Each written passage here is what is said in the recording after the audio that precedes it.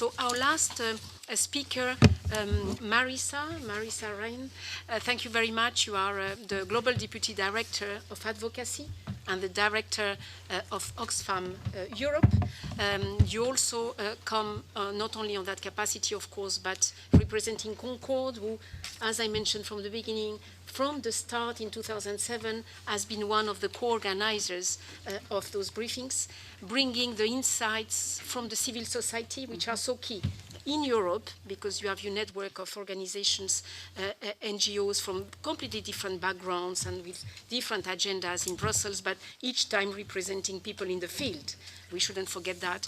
So I thank you very much. Of course, excuse me, we know the agendas that you yourself personally in your different from Ireland to your work in UN and now here have pushed reducing economic inequality, food and climate justice, women's inequality and empowerment, and all that humanitarian and human rights response, which we should be all concerned about in whatever topic we deal with. So thank you so much to be with us.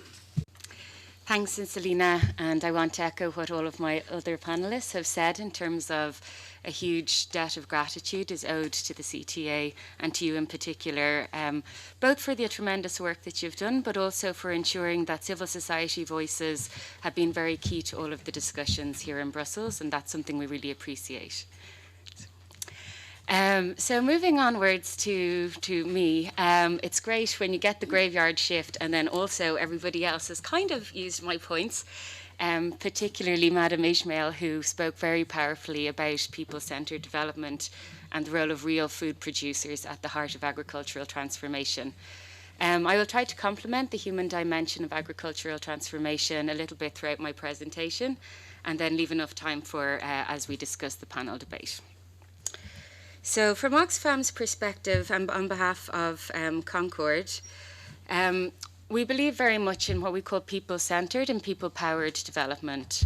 And I think all of us here are very cognizant of the fact that the tale of international development, while very effective and very noble and having achieved tremendous aims since its inception, it is also a tale that's littered often with poorly thought out, costly interventions that have gone nowhere and which have in some cases actually caused harm to the communities that they were supposed to assist. And the reason behind this in our analysis is always that people who are at the core of producing our food and who are responsible for feeding our planet haven't always been properly included with their context analysis, with their needs, skills and expertise in the global discussions on their own development. And that's what I want to talk about today. The people that we focus on and believe are the most important actors for agricultural transformation are the 70% of small-scale food producers who play a leading role both in reducing poverty but also in making our planet fit for the future. And I think many of my fellow panelists have spoken well to that. Where I'm having the same problem with the PowerPoint, by the way, Felix. Sorry, I'm on a different. Just a second. No, it's not coming up. Yeah, it's not. It's not responding. There should be a technical issue from there. Yeah. Okay, thank you. Yeah, thank you. So looking back, yeah, we've got everything. I think we're all aware of the context, and many of us have spoken about this today, and we'll continue to do that during the panel discussion with the audience. But the food price crisis in 2007 and 2008 was both hugely challenging and resulted in devastation and loss of livelihoods for many people around the world. And it also yielded some positive gains in terms of putting food and nutrition security back on the global agenda and ensuring that for the first time in a long time, agriculture was actually seen as politically expedient. We also saw a spike in overseas development assistance being targeted towards food and nutrition security and agricultural development, which had been languishing up till that point. However, there are many things that haven't changed, including the fact that public investment in agriculture is still woefully inadequate. Corporate concentration continues. And while we produce enough food for everybody, there are still many people going hungry in our world today. I think it's important at this point to note that in the 13 years since the food price crisis, we have only actually managed to decrease the number of very hungry people by about 3.5%, which is absolutely shocking. And it shows, unfortunately, a real lack of progress and does not bode well for our commitment as a global community to eradicate hunger by 2030. Moving on, our analysis as Oxfam is that the sort of issues that are absolutely integral to the food sector and agricultural transformation, particularly looking forward, is the fact that where we stand now in 2020, the food system is broken. The kind of things that we've talked about today, such as plagues of locusts, drought, increasing desertification, they're all symptoms of a wider problem, which is structural inequality, climate change, which is exacerbated by inequality, discrimination against women, misogyny as well, and a whole host of issues that we can't solve unless we look at the transformational value of the food system in a much more holistic way. I think that in all of us here, coming from many different and representing many different sectors, there's nobody who disputes the value of the private sector also in trying to move this situation forward, and also not Oxfam. We believe there is a viable role. But what we do have to ensure is that if we're going to change, looking back since 2007, 2008, and looking forward to 2030, the system that is irreconcilably broken, we have to ensure that there is adequate investment in the skills, the development, and the capacity of local people. Private sector has an important role to play and a convening role, but at the same time, we must be also careful and wary that political capture and minority interests at the very top of the global food and agriculture chains does not discriminate against the people who produce the majority of our food and the people who consume the majority of our food. So if we look forward, I really hate the phrase decisions that we take today will shape where we'll be in 10 years' time.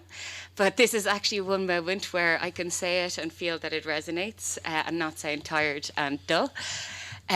We have been talking a lot about the future, and that is where we should be looking and what needs to be done. And I really corroborate some of what Sean and the other panelists said around innovation, increased cooperation.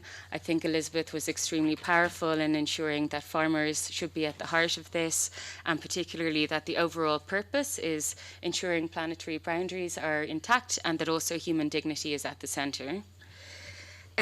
But if we look at the moment, the criteria for measuring farming favours large-scale industrial monocultures, so yields of crops, productivity per farmer, are all ways in which we are looking at the food system at the moment that is not sustainable. At Oxfam and along with our partners, we really believe, and I think that Madam Ismail also spoke to this, diversified systems are absolutely critical if we are going to change the structure of our agricultural systems to make them fit for purpose in the future. And we really do have limited time in which we can do that. At Oxfam, our analysis of how the rural community looks right now in terms of what the food system is doing is we have three distinct but interconnected rural worlds. So what you're seeing on the slide is not a hierarchy, it's just three very distinct ways of operating. The one where we put most of our emphasis is where you'll see the green square. These are the people who are the smallholders who are just hanging in there. And these are the ones who really need to find international support concentrated on their situation to both make their productivity better and to allow them better access to the global system, which is largely occupied by bigger actors with more power and authority. Why do we make these distinctions? Well, firstly, the most important thing is that, of course, rural communities and rural livelihoods are not monolithic, which is something that is so obvious but is often forgotten. And then secondly, that we are actually ensuring that every intervention that we make, that they are fit for purpose by being informed by the context and analysis from these different groups. Not from the global level, not from regional level, but going down into the situation across territorial boundaries and ensuring that local communities are very much the drivers and at the centre. We believe that the globally agreed policy framework is already there. I don't think that this is the time for creation of new policies. I don't think that we should be refocusing on areas that are lacking. I'm very much clear that what we have, while it evolves and can always improve, it's fit for purpose, it's progressive, it just needs to be implemented.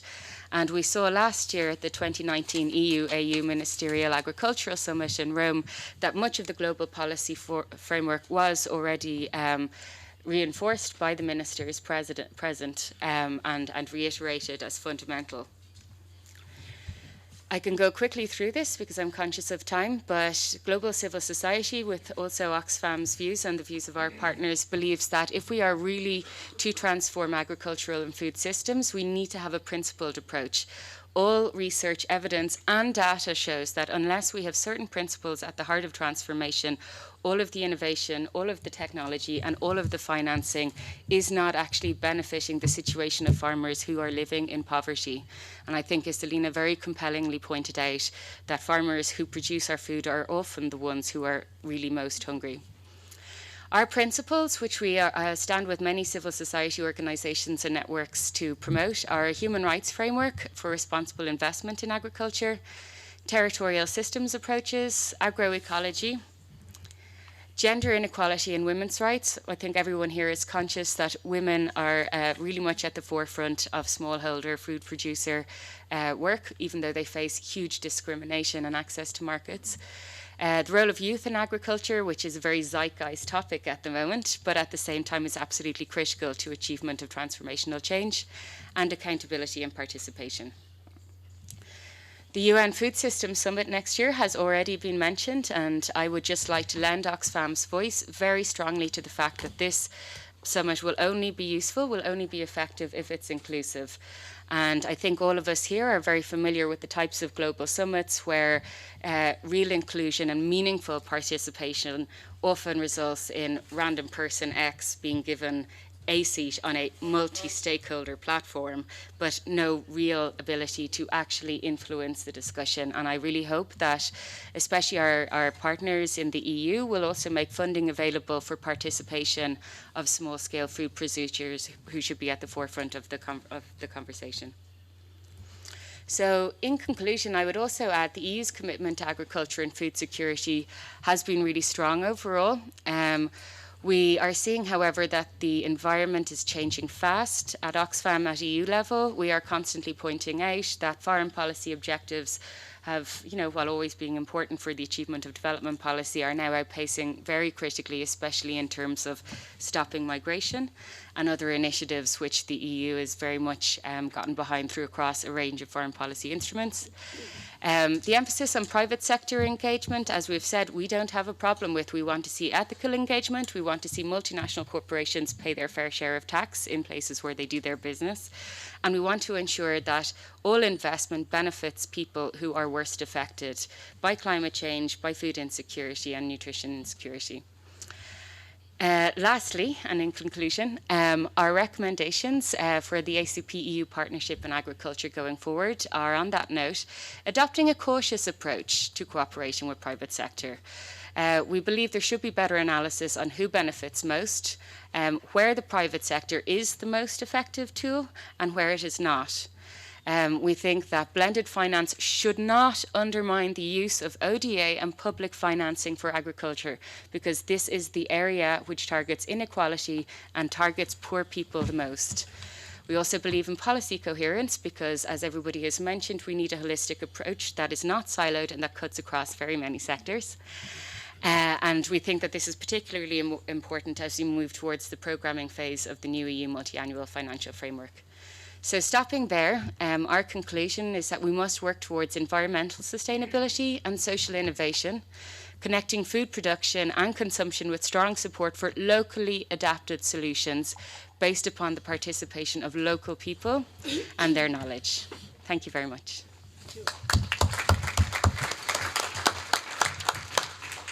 Thank you very much for bringing these key points and reminding us of some of the essentials that we forgot very often of having the farmers at the core part as well.